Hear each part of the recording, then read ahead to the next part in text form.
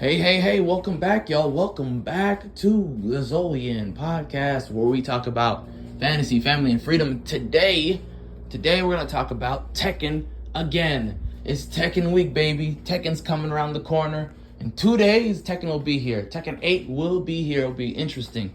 It will be chaotic. It'll be a lot of people disappearing from the internet.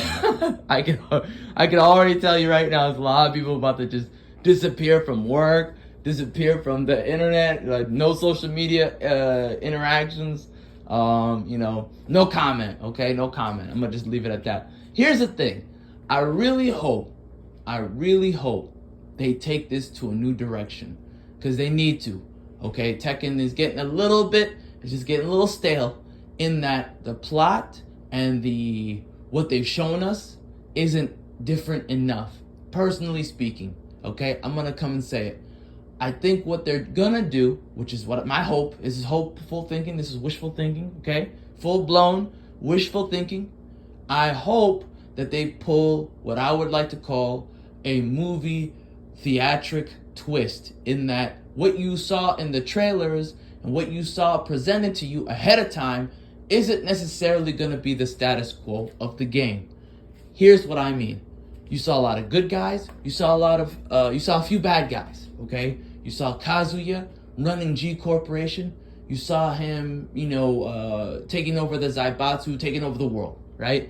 I'm really hoping that in this story, there's a lot of betrayers, okay? I'm really hoping there's a lot of traitors on the good side. And so now you have a more even, bigger threat kind of thing. Like, things are more evened out. There's more tension, because one thing that will kill a story is lack of tension. You want the stakes to be stacked up. You have to do it. If you want a good story, you need to make the audience go, okay, how are they going to get out of this? How are they going to resolve this? That's when you have an interesting plot. That's when you have an interesting story. When Heihachi disappeared in Tekken 6, a lot of people were like, hey, how's he gonna come back?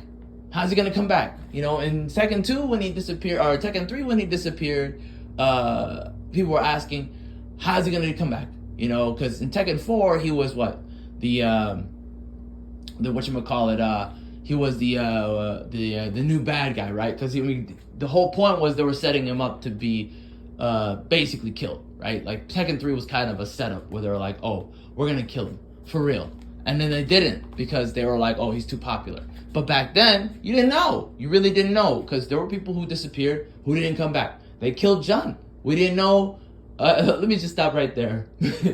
There's still speculation that maybe Jun isn't dead, but you get what I'm saying.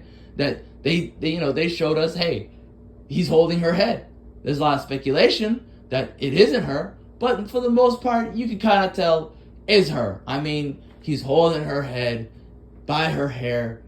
The angle is being held at, the shape of the head, it matches pretty close to Unknown, who is her evil counterpart in the Tekken tag games. If you match the head to the actual silhouette, it's almost the same. It's almost 1-to-1. It's not exactly. You have to take into account that it was on an SD screen. It was on a 4x3 screen, but that's a whole other topic for another day. We could probably do a 1-to-1 match it one day. At least to me, when I saw that and I saw Unknown in Tekken Tag 1, I was like, oh, this is the same person. It's got to be Jun. It's got to be her being dead. So he killed her. I was, convinced. They convinced me, at least. So anyways, back to my point.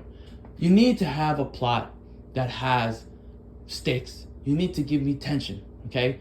Give the audience tension. In my opinion, the fact that they are having more heroes than villains tells me there's probably going to be some traitors. I would like to see that. I would like to see some traitors. So I would like to see a lot of, conflict happening. I want to see a lot of, hopelessness almost. You got to make people feel like it might not be winnable, right? It might not work out in the end, because that'll keep people's attention and it'll keep the story going. And then if you want to resolve it in the same game, fine, I'm okay with that. In fact, to be honest, we need to seal the story. That's another thing that this game needs to do. It needs to seal the Jin Kazuya plot that needs to be done. In my opinion, it's time. Okay, it started out in 3, really, when Jin was going after Ogre. Then the Ogre situation was resolved really fast, which is so out of, that's so out of character for Tekken. Which is why 3 is so widely respected. It did things that they didn't do before. 8 needs to do that too. It needs to end the storyline, start a new one, something that hasn't been done before, right? Try something different. It would be cool to see, for example, Unknown become canon. That would be interesting. It would be interesting to see, the Devil Gene maybe is actually an entity. I don't know. You give me something unique, okay? Throw in something different. But it has to be, within the believability of Tekken, right? I mean, that's a lot of things that you could do. That's a lot of mileage, right? And so I believe that if you go in a direction where you close off the back door, you close this chapter, and you open yourself up to a new chapter, you're gonna have more years to come for Tekken. I think that Tekken could go in I think there's a very bright future for Tekken if they allow themselves to be okay with ending things and moving forward with new things.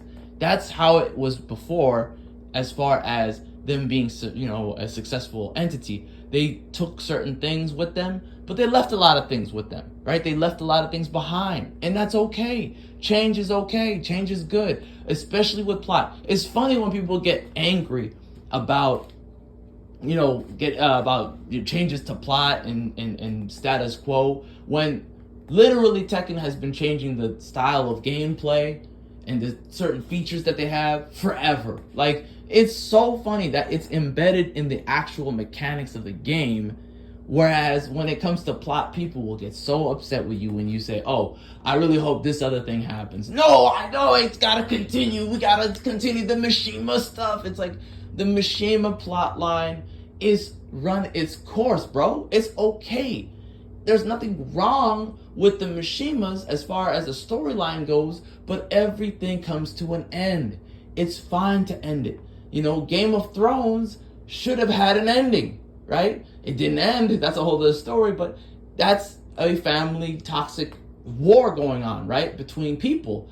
Again, things like this have to have a beginning, a middle, and an ending if you want it to be great. Otherwise, just dragging it out into infinity is going to give you what I would call the Marvel problem, right? And people get tired of it and become apathetic. The last thing you want to do is let audience members have apathy. That's all it is, baby. You got to be okay with moving on. Start a new thing. And you have to weave it into the story, right? You got to let people, you got to blend it in with what you already have. That's how it works. That's why you don't always have A plot, B plot. Even in video games, you got to have an A, B, C plot. And then you just keep rolling on over. C becomes B. B becomes A. A gets resolved. You have another BC that already existed going on up. Everybody gets promoted. And then they retire. That's what it's called. I'm calling it now. I'm dubbing this the retirement problem. You gotta retire your stories. Okay? Promote them all, retire them. Promote them all, retire them. Okay? That's what you gotta do. That's what Tekken has to do. That's the way Tekken 8 has to go. If Tekken, as far as entity that's going to continue and be fresh, is concerned, it's got to have it. That's my point. That's my opinion. What's yours? Let me know in the comment section below. Appreciate your time. Have a great day. Bye-bye.